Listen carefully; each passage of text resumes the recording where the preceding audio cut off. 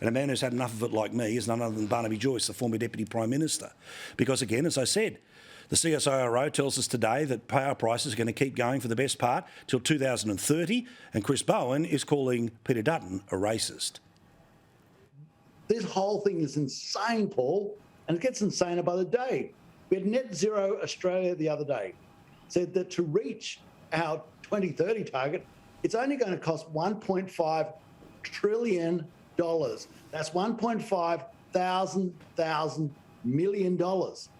And Net Zero Australia, and this is from Princeton University, it's their group, says to meet our 2060 target, I know it's 2050, but they say 2060, $7 to $9 trillion. Now, in adjusted terms, Paul, that is more than the recapitalisation and rebuilding under the Marshall Plan of Western Europe after the Second World War.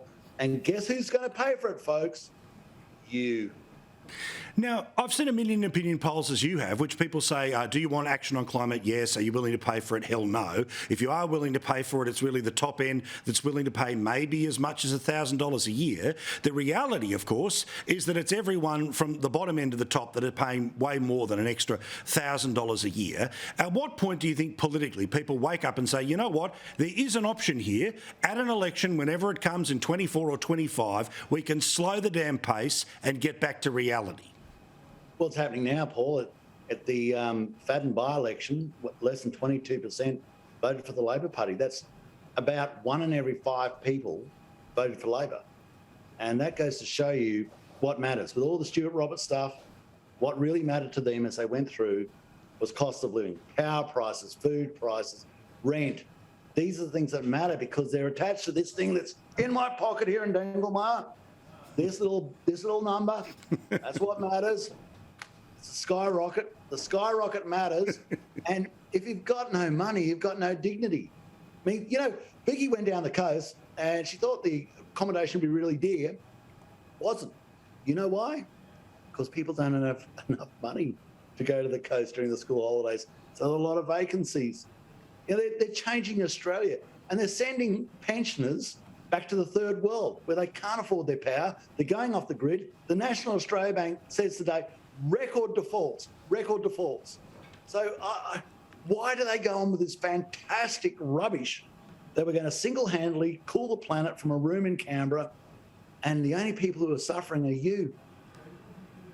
When half of the country is saying that it wouldn't be able to afford a new fridge if they needed one, half the country is saying they wouldn't be able to pay for car repairs. We know that way more than that have got serious problems with the extra $15,000 that they're paying off on their mortgages. You take a pick from power prices, everything's gone through the roof. And as we even spoke about last night, the cost of things like laundry detergent and soap have gone up. Yet the Prime Minister doubles down on the forever debate about the voice. Now, I think by now people are pretty set in their ways. I think even those that say they don't have an opinion, well, I think once you told them both sides of it in 30 seconds, they'd be able to come up with one.